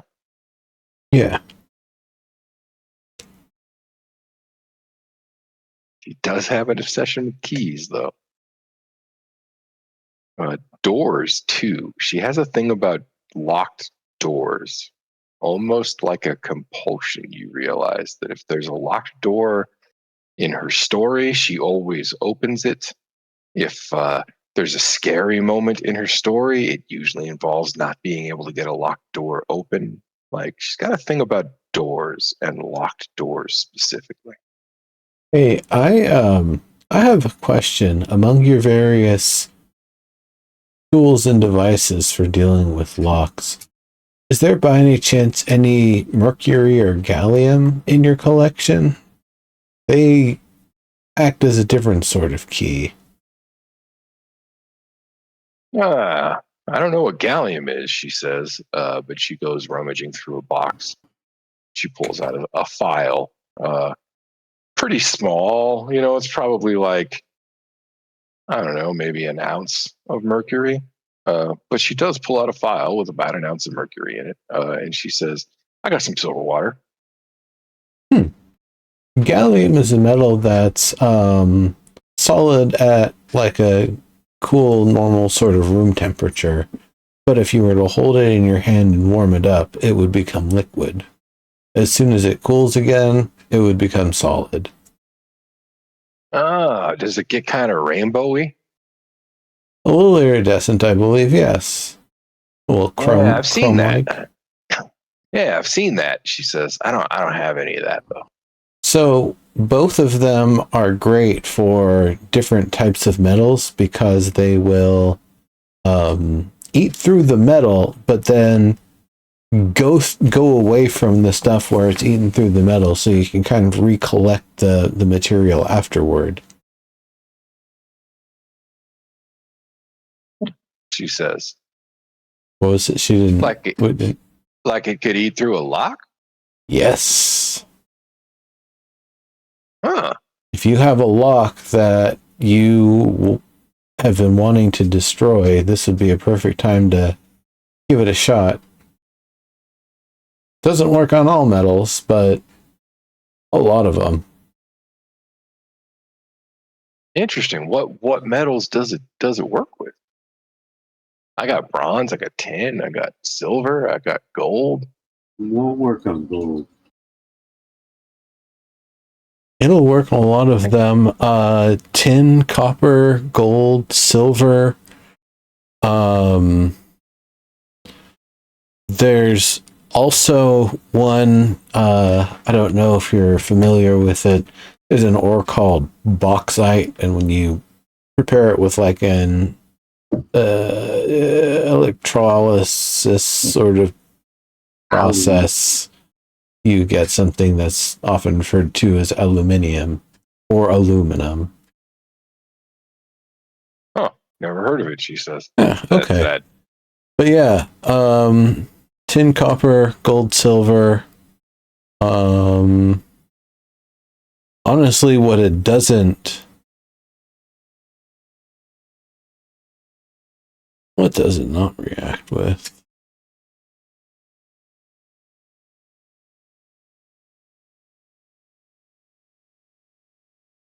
I don't know.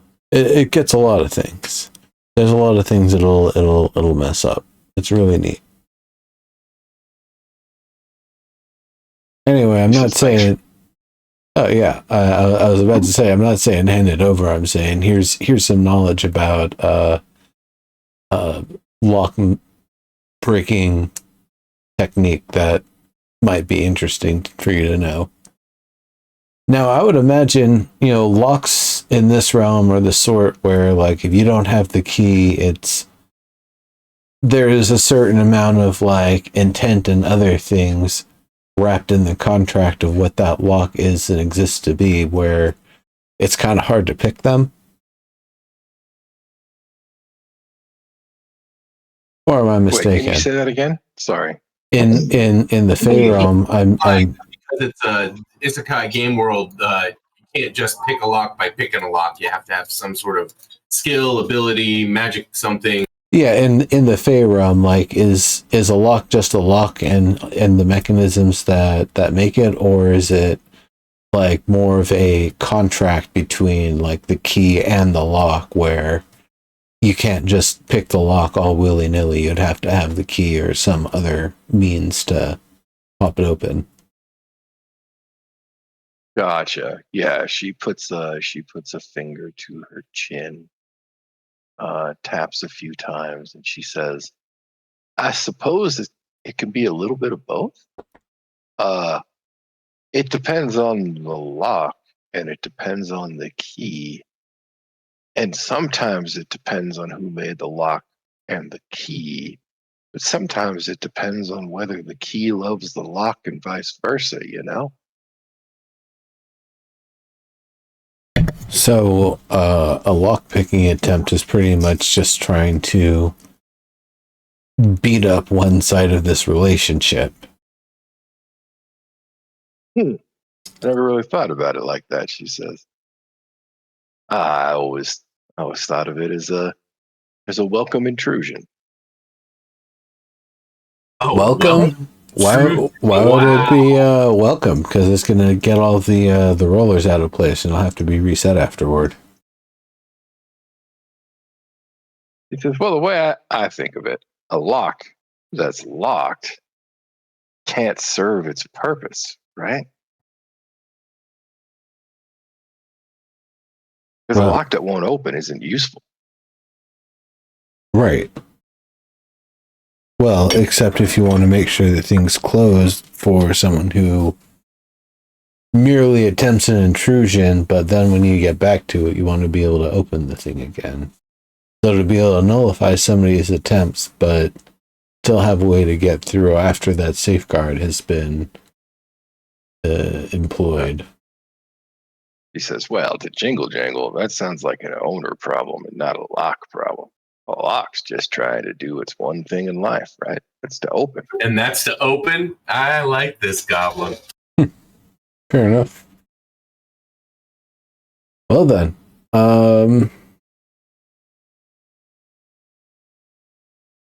good to know. Good to know. All right. Well, what I take it you're not any sort of a combatant whatsoever. And she says, well, I mean, I could probably smack somebody. That flail is kind of heavy. But I usually run from a fight, if I'm being honest. I gotcha. Jingle There's nothing Jangle's wrong with a that. lover, not a fighter. She's just here to Hello? jingle and jangle and find Oh, the doors that need to be unlocked so the locks can do what they're supposed to do. Exactly. and you can run Jingle just fine jangle. with the heavy coat you're wearing? And she says, well, I've never really been in trouble the way I just was with them damn bunnies before. This area of the swamps, I mean, even now that it's a swamp, it's still been pretty safe. I mean, even the kids play out here. Uh-oh, you better pull them in. Things sound like they're getting dangerous. And she says, I'm it's the pretty sure damn that ag- crocodile will be able to take care of it. Or is it Oh an yeah, alligator? nobody touches children in Prismere. She says, deadpan serious.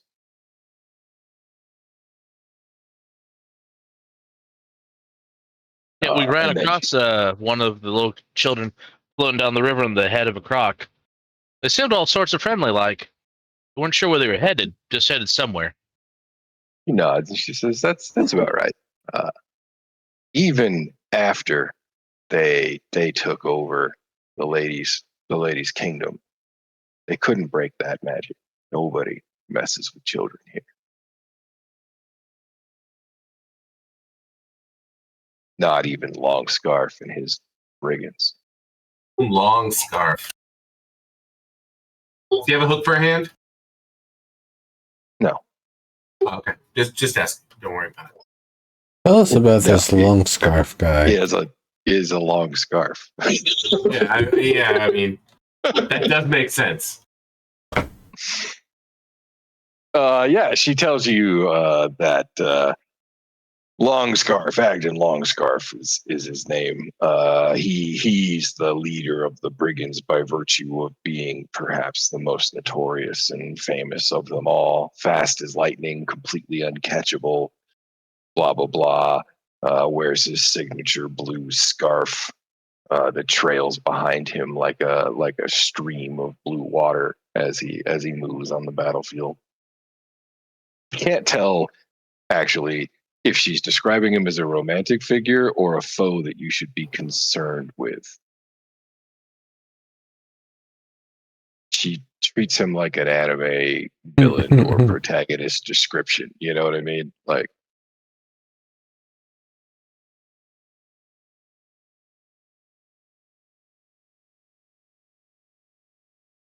So, is there any truth to the stories about the long scarf? she shrugs and she says, well, I've never met him myself, but he certainly does run a band of thugs.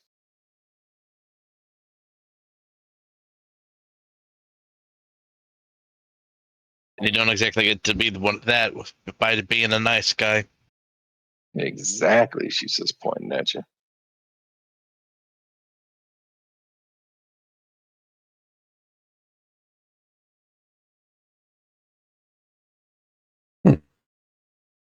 Well then, I guess we'll have to be on the lookout. You said they live at the tree stump? Yep, we're gonna be going there and laying down some swamp justice. Swamp Yep. justice. Yeehaw. She says, "Yep, that's the tollway. You'll know you're getting close when you start seeing all the."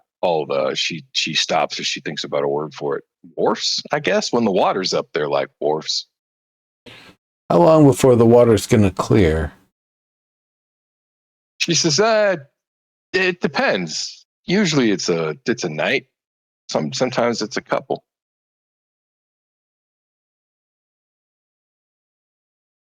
Okay. Well, This time, the GM tells you it will be a night. well, I don't know unless we got a boat we can paddle out on or something. I think we gotta wait until this thing clears. How Well- long is it between the risings? It depends. I think it actually depends on Balbora's mood. If Jingle Jangle is being honest, she says. Makes sense. Makes sense.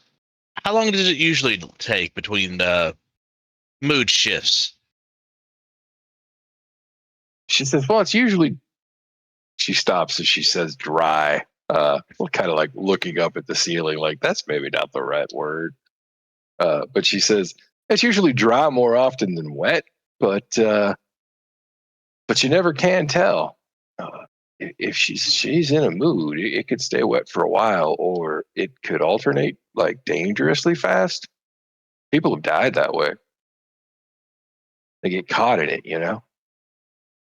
Yeah, I can see with the water going down. If water goes down quick enough, it could act like a commode and just swirl the water down and you go down one of the wells. Oh yeah, she says you'll see them sometimes at the wells. The souls. Oh. It's not just the wells though. Will o' the Wisps? The mud will pull you down. You get too deep, you're not coming back up. You know. Yep. Right. So we don't know what makes her get wet mode, right? Crazy. Yeah, you don't know. Okay. I don't know if we're gonna need to visit her. I guess we might probably have to.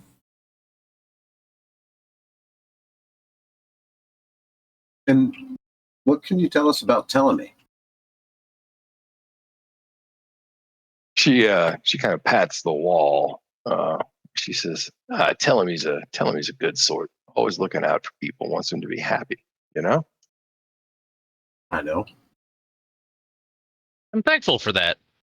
I've never run across anybody like Telemy. I'm just trying to understand. Yeah, Tellemy's the only one that Jingle Jangle knows too. She says. Took me a while to figure it out too. At first, I thought it was just that the trees were smart, you know. But later, Jingle Jangle figured out that there aren't trees. There's just Tellemy. Yeah, right. See. I wonder where Telemy came made from. this cave for me, she says. Oh, that's very kind. Did Hey, you ask, or did it just happen? Nah, it was a gift.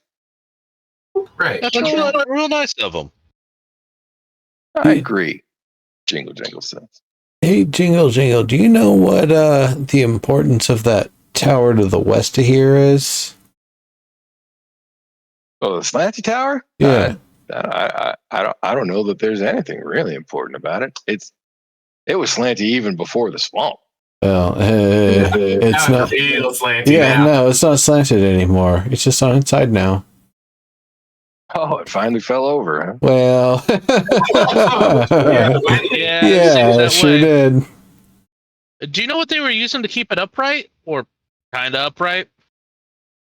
She scratches her head, like behind one of her big knife ears. And she says, I don't know. I mean, I always thought the vines that were the bramble that was there, were holding it up. You know?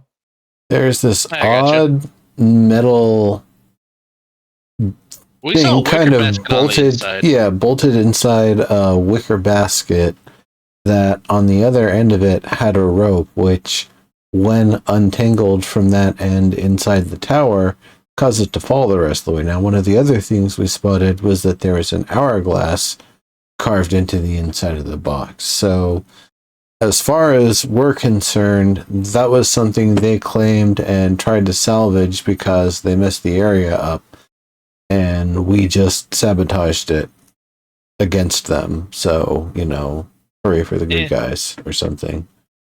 So, It's dinner's up. good.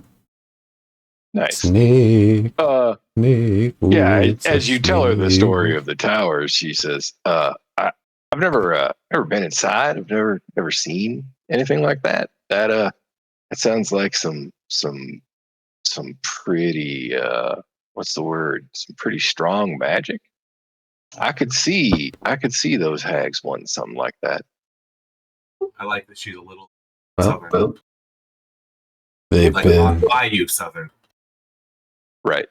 She lives in a swamp. Yeah, it does make sense. So when the place dries out, will she lose her Bayou accent? Absolutely, of course. That's how that works. Also, Her roots are sodden right now. it is 2:45.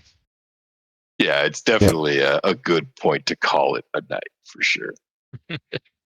I hate to be a spoil sport. I'm I sorry. don't know. It's good. This is going to be a good place to pick back up because we'll be basically wrapping up a long rest and then looking to head off or do a day's montage, training around the mountain or whatever.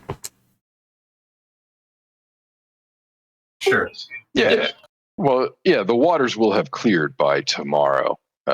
Okay, fantastic. So we probably just yeah. On my check for how long that was going to take, I rolled a 1. So.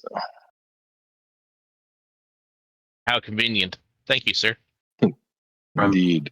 Knowing that the environment is based on person's feelings, I wonder if they're a little upset. could be. Oh, you mean you think that's why it started to flood? Yeah, it could be a false causation. Misjudge. I don't know. Right. I get you.